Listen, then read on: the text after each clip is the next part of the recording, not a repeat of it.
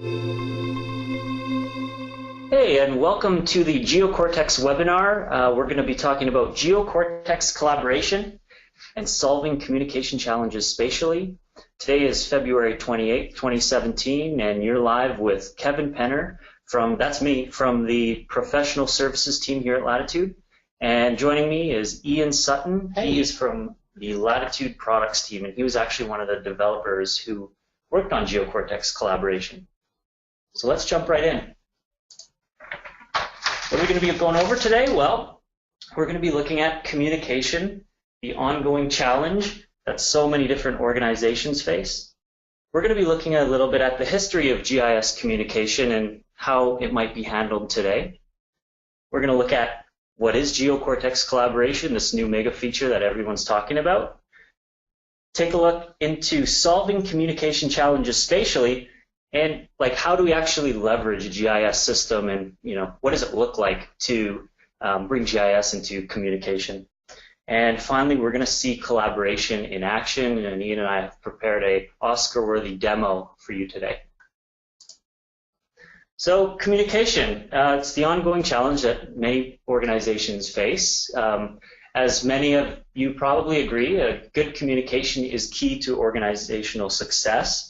So effective communication enhances success, understanding, trust, respect, teamwork, decision-making, and problem-solving in personal and both business relationships. Most organizations identify communication as a top challenge. So that could be things like functional areas are not communicating, or maybe the right information is not being sent to the right people. So these types of problems can lead to communication barriers, and then out of those you get confusion, poor decisions, and lack of accountability. So your ability to communicate affects everyone.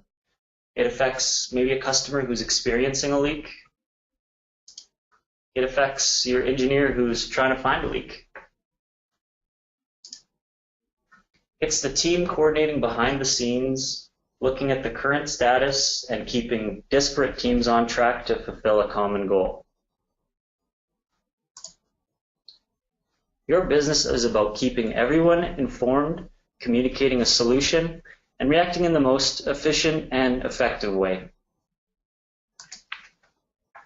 So, how might you handle communication using a web-based GIS solution today? Before Geocortex? Well, a traditional GIS communication flow looks something like this. You're a GIS admin, you're going to receive a call or an email.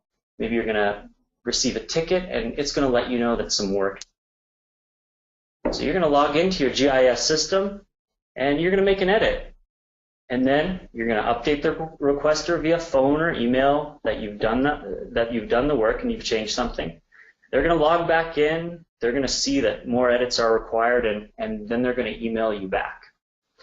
You're going to rinse and repeat that until everyone's happy with the output. So behind the scenes, depending on the type of data you want to store, you've deployed specialized services which can handle that. Can anyone just pick it up and start working? Is your user base, are they expert GIS users, or maybe they even developed the system themselves? It's hard to secure, it's hard to scale. Can anyone just pick it up and use the solution on a handheld device, like a tablet or a mobile phone out in the field? So why might this give you a headache? So relying on email or phone to communicate adds an extra layer, which is slow and inefficient. It's expensive to build and maintain systems which facilitate collaboration. Thinking about all the architecture that goes into building these systems. If you throw a new scenario at it, will it just work, or will it be rigid? Maybe it needs further customization. Is it going to work on any device? There's no way to analyze where to improve. It's difficult to follow the paper trail. Really, who did what? You see the end state, you don't see how you got there. So how might you handle a communication-related problem using Geocortex Viewer for HTML5 as it is today? So right now, Geocortex offers a simple collaboration tool such as the Save Load project feature. So that flow might look like this. You're going to load the application. You're going to mark up your changes using markup tools on the map. You're going to save the project. You're going to securely share it. Then that user is going to load the project, and they're going to either make some more changes or they're going to say it's all good. Rinse and repeat. This type of numerous users can't use it at once. Users instead pass the torch until they're satisfied. So behind the scenes, what it looks like. So Geocortex has facilitated the storage of the data. End users get simple tools, so think clicking and dragging. It's not real time, but it is secure.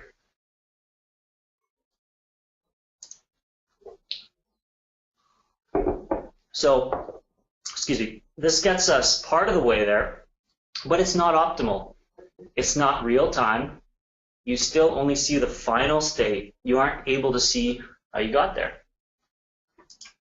So, introducing Geocortex Collaboration. It's taking communication to the next level. It's a solution which is engineered towards helping organizations communicate better. It's an approach which is built into the Geocortex platform and is ready to use in GVH right out of the box. What is it? It's real-time, map-centric communication. So you can share messages to notify when a power line is down, share pictures to show where it's fallen across a property, and you can share and edit drawings showing where debris needs to be cleaned up. How does it do that? Well, it does that by using secured rooms and secured content. So these rooms are secured by administrators, and by that, the content is also secured. This means users are going to see what matters to them, and user activity is identifiable. Users are identifiable. Kevin Penner joined the room. Ian Sutton shared a drawing. And with this, you get after-action review. So after-action review leverages how the data is stored to bring you an interactive experience to play back through the history of a room, seeing the state as it was at a certain point in time. So Geocortex Collaboration does not delete the data, it tags and archives it. So how has Latitude specifically targeted collaboration and communication in the past? So Latitude has come up with two unique offerings which cater to the public safety and energy vertical markets. The offerings were built with communication and collaboration in mind. So that was Geocortex Active Operating Picture for public safety and Geocortex Decision Support for the energy market. So we were seeing users come up with new ways which they were using these tools, and it was showing a lot of outside-of-the-box thinking. We realized that there was a need for collaboration across all business verticals, so we decided to reinvent collaboration and make it available to all Geocortex license holders via GVH. So why would you want to use Geocortex Collaboration? So you're going to collaborate in real time without leaving your application. You're going to review tracked conversations to understand how decisions were made and how to improve them in the future. You're going to leverage familiar communication tools. So we looked at some of the most popular apps out there. Some of the apps, billions of people are using, and guaranteed some people on the joining in on the webinar are using. And we drew on some design patterns which you'll all be familiar with. So there's no guesswork with how to use the collaboration tools. They just work. You see the application, you see the chat box, and you just go.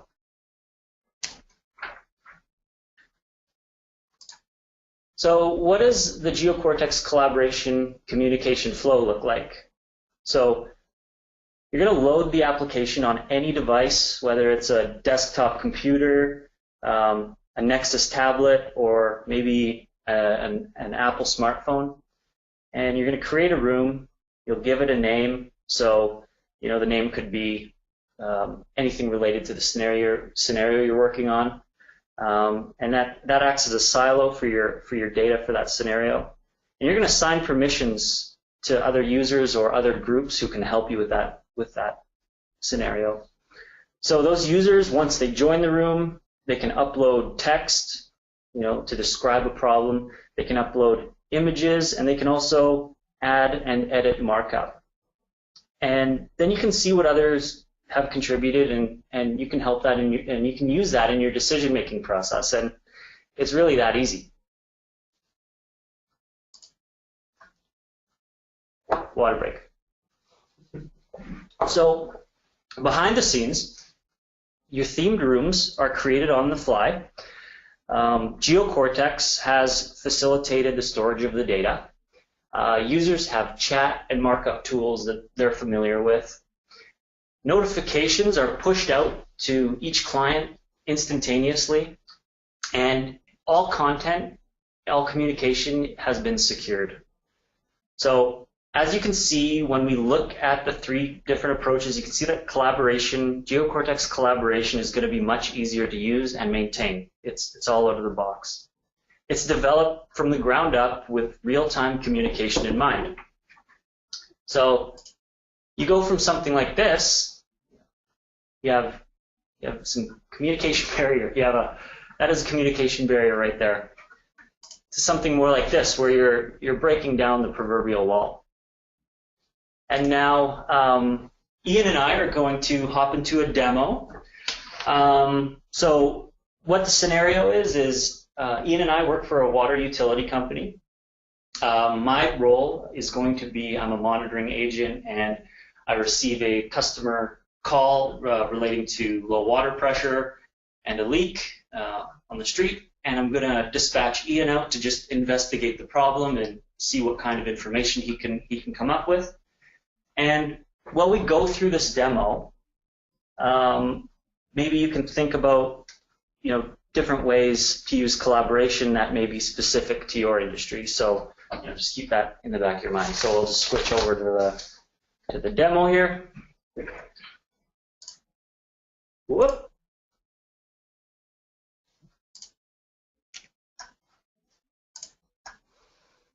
Okay, so I am in the Geocortex viewer for HTML5 that we set up for this presentation.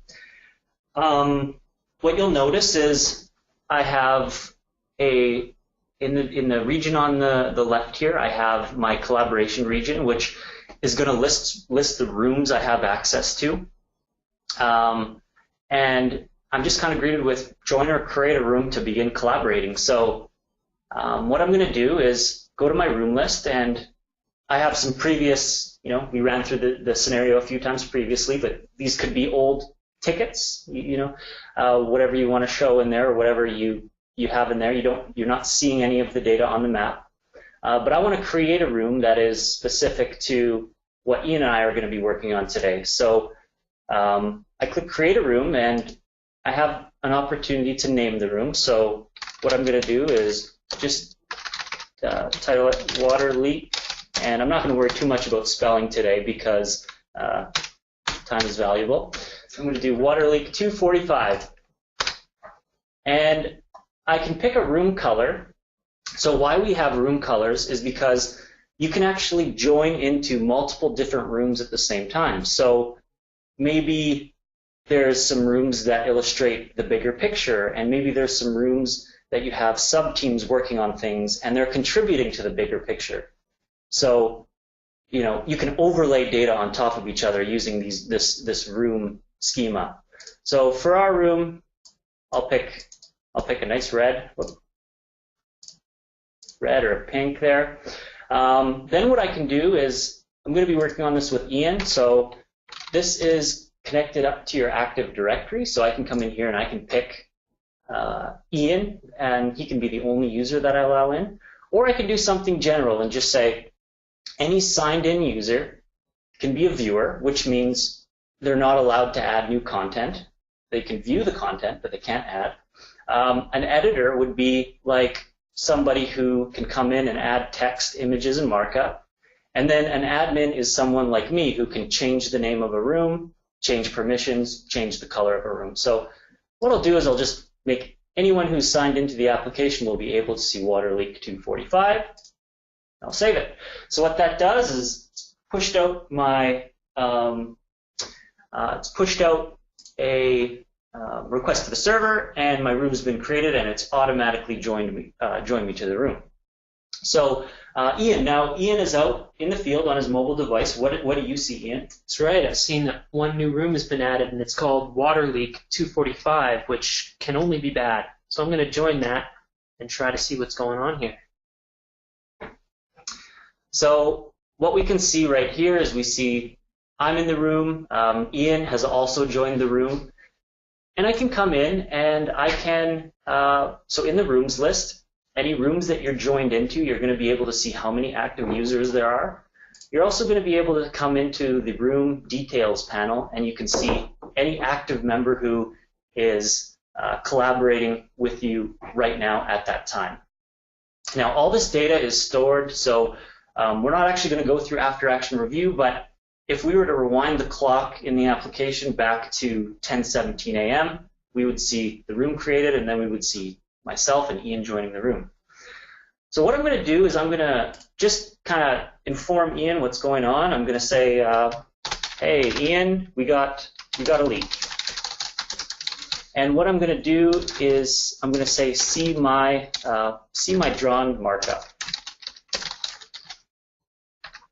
So we can think of this as like, a basic text message, but we can also add attachments. So I want to draw a drawing attachment, which activates the drawing tools. Now I can pick from points, lines, circles, a bunch of different types of geometries to draw. And what I'm going to do is just do a freehand line, and I'm going to zoom into our pipeline, and I'm going to circle where I think the leak is happening. And that's going to help Ian because he's going to actually be able to use his mobile system. So he can be standing right over the leak. There's no guesswork. He doesn't have to look at addresses or anything like that. I'm going to send that message to him. Looks like I've received some much more specific information on where this leak is, so now I can go in and confirm on the ground that, yes, in fact, there's water everywhere. It's a terrible disaster. We're going to have to deal with this. And then what I'm going to do is ask Ian if he can add a photo. Can you add a photo for our records?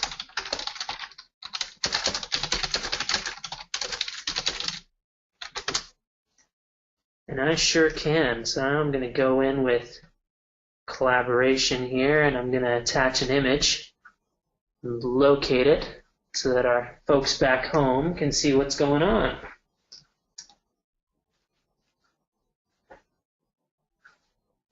Great. So Ian has added a message with an image attachment. Now, he doesn't have to add text. He can just add a drawing, or he can just add an image, or you can just add text. Everything is mutually exclusive. So this attachment that he's added, I see a thumbnail here. So there's a few different kind of things I want to point out. If I click the message, what's going to happen is the little photo icon on the map is going to flicker. If I'm not in view of that photo icon and I click it, it's going to center the map on that icon. But as long as that photo icon's in view, it just flickers it because we don't want the map jumping everywhere. Now I can also open this in a full screen view, and holy smokes, that is horrible. We're losing water like crazy. So there's definitely some action we have to take here. These links are secured, so you can't, if anyone catches wind of where some documents are stored, they won't be able to open them unless they've been signed into the application. So now, so Ian has attached the photo, which is great. I'm working on triaging it in the back end. So down on the ground, there's a developing situation. Oh, there's more info. Okay. Yeah, looks like we've got some construction crews in the area, which might be the culprits for this dastardly flood.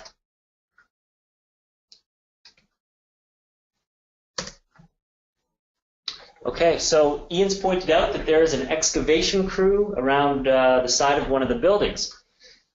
I'm going to take a look at that image and I'm going to say, oh man, they didn't call before they dug. Yep, terrible. It's fail-safe again, sir. Fail-safe excavations again, hey? The office number, okay. So we have them on speed dial by now. yeah, we do. 8 times this week. So what I'm going to do is I'm going to call them and I'm going to tell them to stop work until we can investigate the leak. And I can also see from Ian's photo approximately where they're working. So I'm going to say, thanks, I've called them and they will stop until leak is investigated.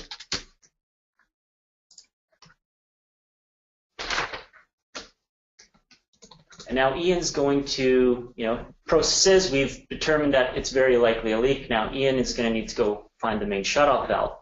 Yep, but it's very complicated and I'm having some difficulties on the ground. So Ian says, I need to find the main shutoff valve, but I'm not sure which one it is. Can you send me a schematic?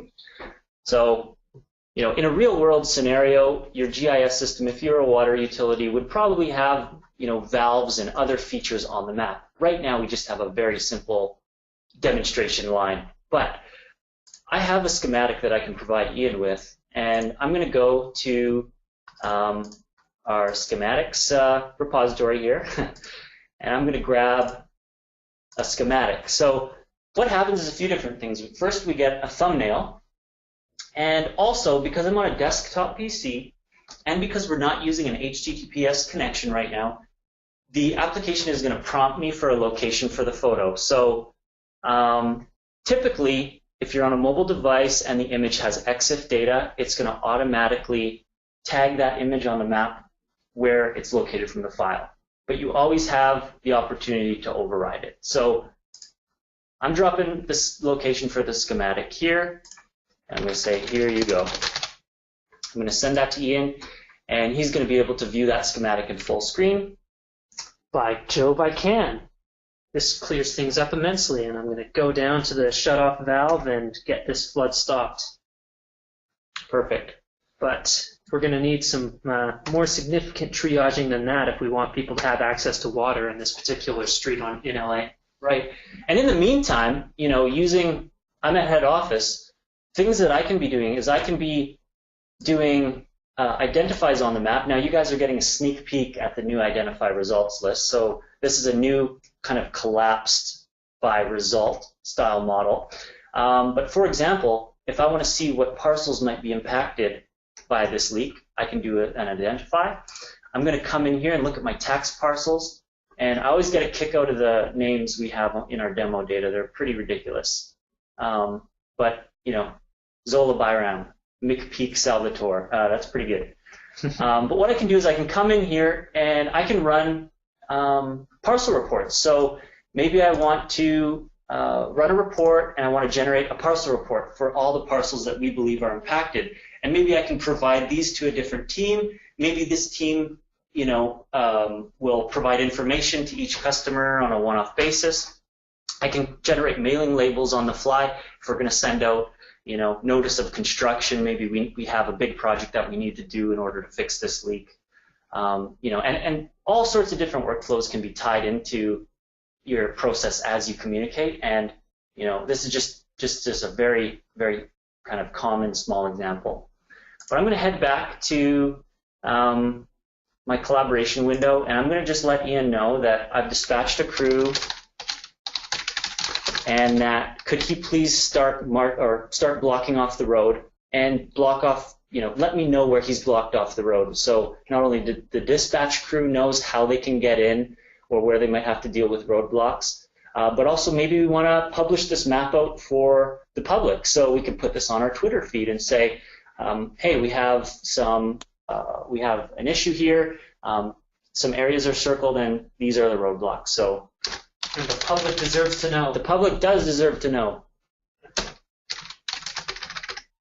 Can you please close down the roads and mark on the map? Like the dutiful public servant I am, I'm already on it. Okay, so I got a message from Ian, but I can't see anything on the map. So what I'm going to do is just click on it. And now I can see Ian has placed his barriers on the map. You know, I'll show you, because we have a few more minutes here, what I'll show you is I'll just go into a little bit of detail into how much details there actually are, how fine-grained the controls are for drawing on the map. So when I want to add a message and add some markup to it, I have this style button down here, and this style, the options change depending on whatever type of geometry you're drawing with. So here's a point.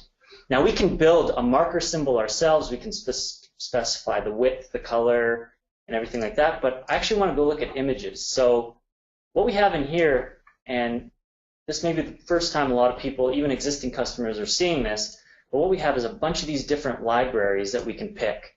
And there must be hundreds of symbols in here, but you know, maybe a house is flooding, so I come in here and there's a corresponding symbol, and I can say, oh man, oh, I have to apply the settings first here. So maybe I can come in, I'm going to clear that, and I'm going to drop, oops, I guess,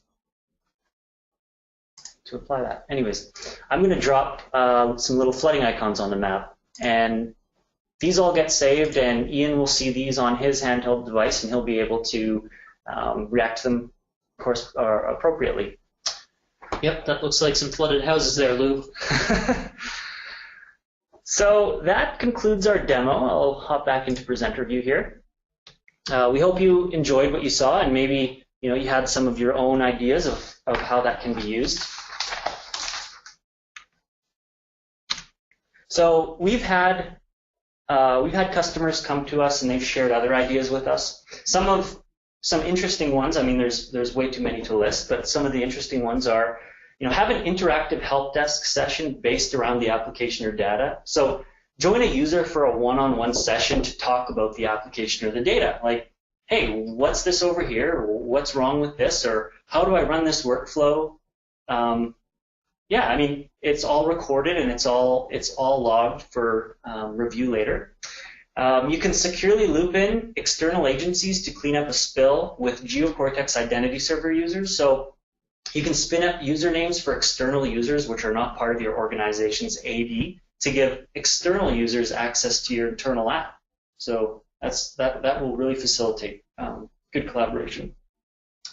You can let your first responders map out the area, highlighting hazards or clear paths. So your backup can find routes in quickly and efficiently to get help where it matters. You can update the data as the picture changes. So Geocortex collaboration makes everyone a contributor. It brings everyone in. It brings everyone together. And it does all this while you use tools that you're familiar with. So how can Geocortex collaboration help you and help your organization? Well, you're going to be able to support people by better understanding their issues. You're going to share what you know about the issue because you're an expert. You're going to gather and refine the information to filter out the noise. You're going to make game time decisions based on real data, and afterwards review how you came to that decision, and you're going to learn from mistakes and successes for better or for worse. So thank you very much. Looks like we're just about out of time. If you want to add any questions, you can do that through the webinar interface. And I think what we'll do is, because we're right out of time, is we will get back to you either through email, or we'll publish all of our all the questions and answers and send them out as a PDF. If you have any questions or want a one-on-one demo or want to just talk about Geocortex in general, please email either myself or Ian. There is our email addresses. And yeah, thank you very much. We hope you enjoyed it.